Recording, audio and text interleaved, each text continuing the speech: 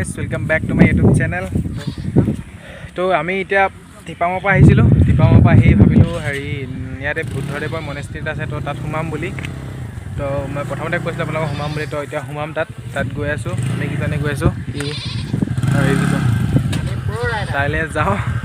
তালৈ যাওঁ তাত দেখাই আছোঁ আপোনালোকক তাত বেছি হুলস্থুল কৰিব নিদিয়ে বুলি কৈছে তো মনে মনে দেখাব লাগিব এবাৰ মই পিছত বহি যায় বা চলাইছে পলাছ চলাইছে এবাৰ মই পিছত বহি আছোঁ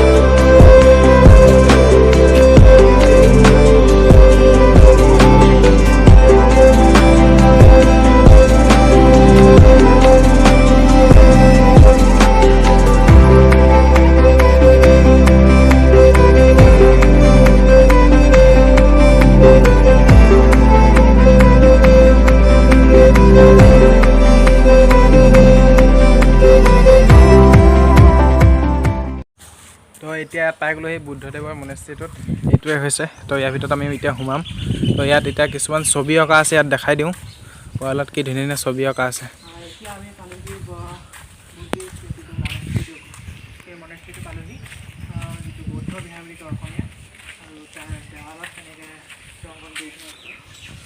চিত্ৰ অংকন কৰা আছে এতিয়া ৱালত তো এইটো মানে অসমীয়াত বুদ্ধদেৱৰ বুদ্ধ বিহাৰ বুলি কোৱা হয় তো ইয়াত ভৰি ধুই সোমাব লাগিব এইটো 1850 চনতে ষ্টাব্লিছ হৈছিলে এইটো নামফাকে বৌদ্ধ বিহাৰ 1850 চনত এইটো স্থাপন কৰা হৈছিল ইয়াত বুদ্ধ মন্দিৰটো তো ইয়াত জোতা খুলি সোমাব লাগিব জোতাযোৰ খুলি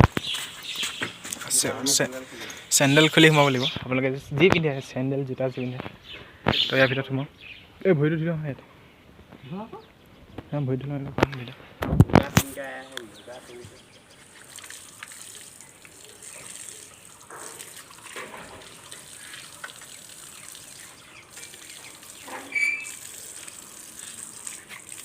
তো ইয়াৰ ভিতৰত এতিয়া সোমাই যাওঁ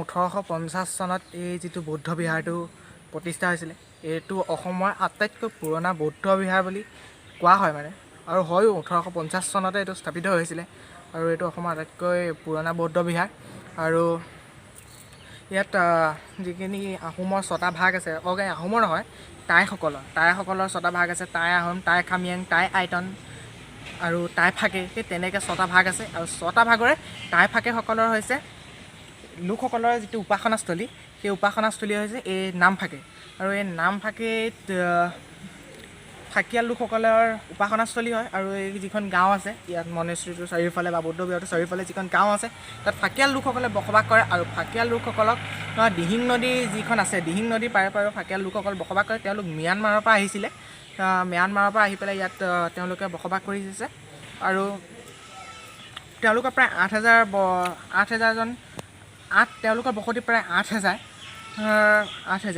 আৰু এয়াই আৰু বৌদ্ধ বিহাৰটো ময়ো ইমান ভালদৰে নাজানো আৰু যিমানকণ জানো আপোনালোকক জনালোঁ। আপোনালোকে এই গছজোপা বোলে 80 বছৰ পুৰণি হেনো, এতিয়া গম পালোঁ 80 বছৰ পুৰণি গছ।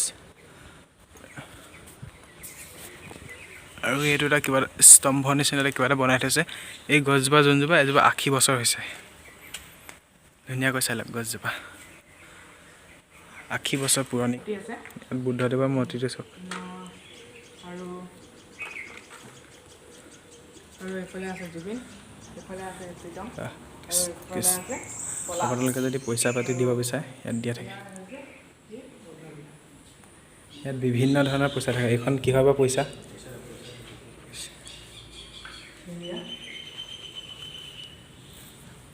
সেইখন পইচাখন বেলেগ ন?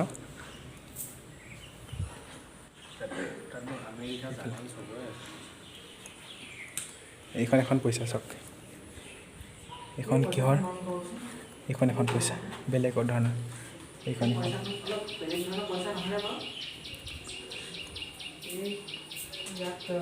ইয়াতো আছে বুদ্ধদেৱৰ মূৰ্তি।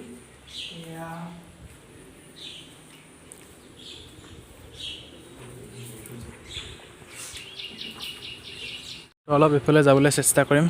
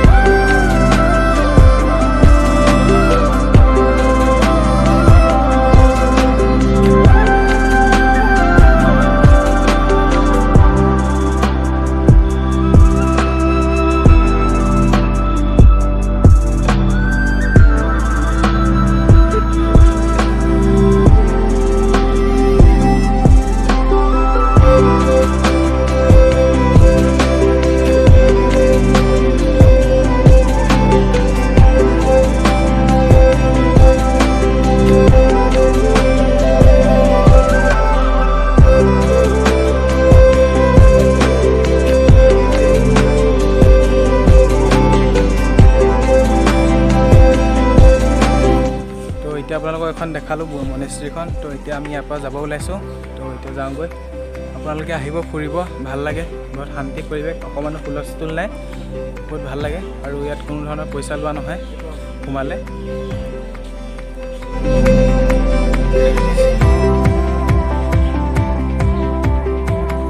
আহি ইয়াত ফুৰিব পাৰে ধুনীয়াকৈ।